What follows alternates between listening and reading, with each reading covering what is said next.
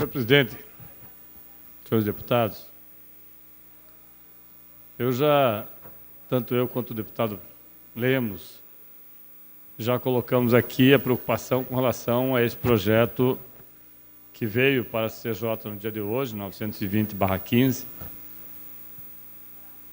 e que nós entendemos que tem um condão de desestruturar as relações entre as entidades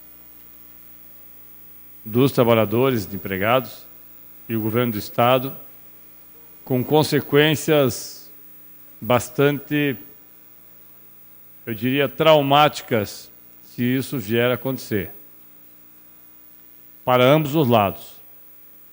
Se, por um lado, nós temos a preocupação que, obviamente, por fazermos a defesa aqui dos trabalhadores, das trabalhadoras do movimento sindical, das entidades de classe, que isso asfixie do ponto de vista financeiro, e é uma coisa que pode acontecer, embora não seja legal, e no processo, nós sabemos que no decorrer do processo, estas mesmas entidades terão ganho de causa, uma vez que isso já ocorreu em tempos pretéritos, como também foi lembrado aqui, quando o governador Jaime Lerner teve a mesma intenção,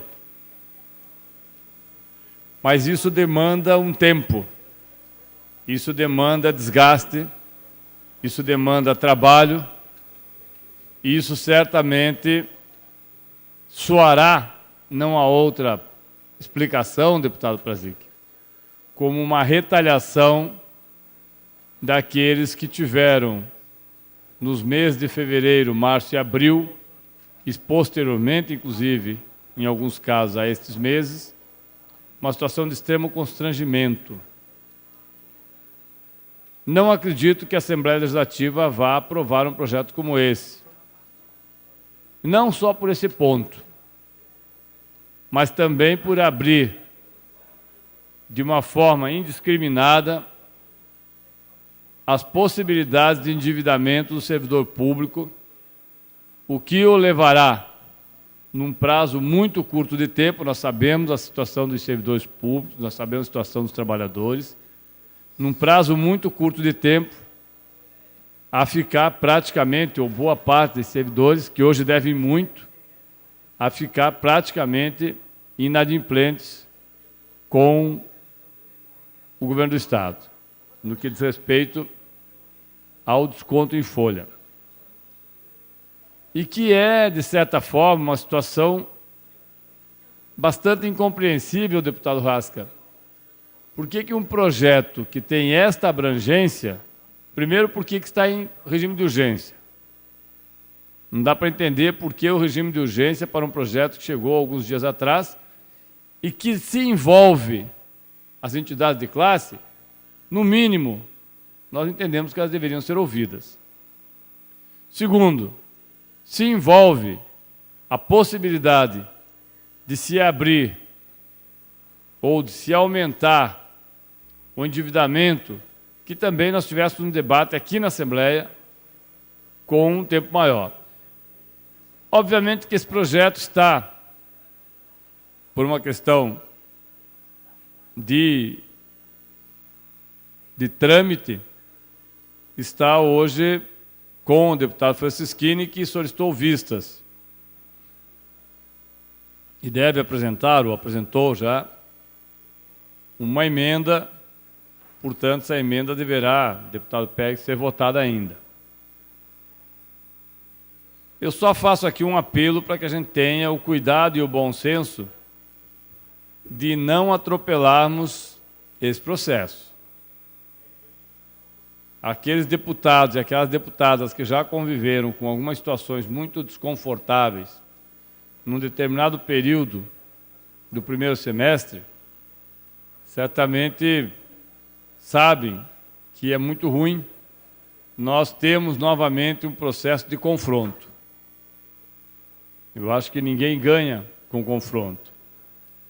No momento em que está se buscando, governo do Estado e entidades, pacificar e curar uma ferida, deputado Paranhos, que foi aberta no dia 29 de abril. Eu faço um apelo que a Assembleia Legislativa não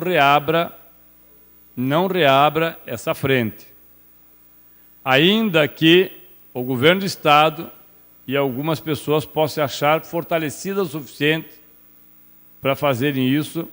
Volto a dizer, faço um apelo, que nós não tenhamos prazos atropelados, que nós não tenhamos o assodamento do processo e que nós não tenhamos a falsa impressão que derrotar os servidores públicos é derrotar as suas entidades. E que para derrotar as suas entidades basta que você, por uma manobra jurídica, inviabilize-as do ponto de vista financeiro. Primeiro, porque isso não vai ocorrer. Obviamente não vai ocorrer, até por já haver, antecipadamente, nós já dizemos, haver medidas judiciais que amparam e que, se acontecer isso, creio que, falei hoje, inclusive, com o departamento jurídico de algumas entidades, irão antecipar pedidos para que tenham medidas que impeçam o rompimento desses contratos. Talvez não seja este o principal objetivo do projeto. Talvez esta seja apenas a cereja do bolo, como, aliás, eu tenho dito que é o que ocorre com outro projeto bastante polêmico, que é o 822/15, aquele que pretende vender algumas áreas, levá-las a leilão, algumas áreas bastante atrativas especificamente para algumas pessoas, e que nós, obviamente, esse projeto deverá ser aprovado aqui, nós vamos acompanhar o leilão e possivelmente vamos nos socorrer com o Poder Judiciário para que, em havendo leilões com valores abaixo daquilo que é o valor de mercado, ou a suposta ou o suposto direcionamento, sejam responsabilizados todos aqueles que participaram do processo.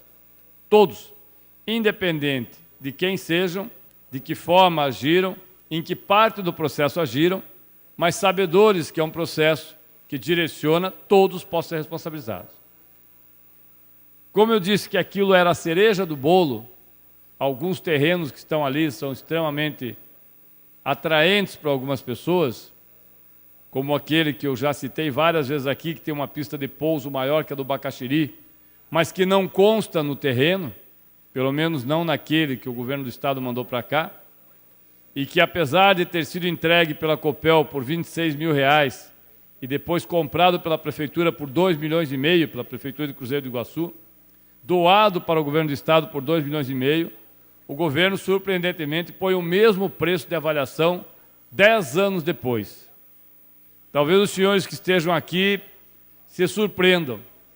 Como que pode um terreno, por exemplo, próximo ao regimento montado da Polícia Militar, ali no Tarumã, Coronel Lucídio, de 36 mil metros, aquele onde havia uma escola de equitação, bem ao lado, possa ser colocado por pouco mais de R$4 milhões à venda. Óbvio que os amigos agradecem. Mas não é disso que nós estamos tratando. O que nós queremos é, mais uma vez, deputado Romanelli, e eu sei da sua preocupação, é que nós não tenhamos um processo de favorecimento explícito de setores que trabalham com áreas financeiras, que vão ganhar com certeza com o aumento do endividamento do servidor público, que vão ganhar com certeza com os juros que são cobrados, que vão ganhar com certeza com uma lei como essa. E nós queremos saber que setores são esses, que bancos são esses, que poder tem esses bancos sobre a Assembleia Legislativa. Nós precisamos saber disso. Porque a história do movimento sindical pode tirar, pode colocar à parte, deputado Gilberto Ribeiro. Ela só está aqui para enfeitar. Ela só está aqui para contemplar um ou outro que talvez tenha se sentido no palácio, em algum lugar, constrangido durante o que ocorreu no primeiro semestre. É a cereja do bolo. O que de fato está em jogo é a possibilidade de um endividamento profundo do servidor público com um ganho muito maior de quem tem os cartões e negocia os cartões.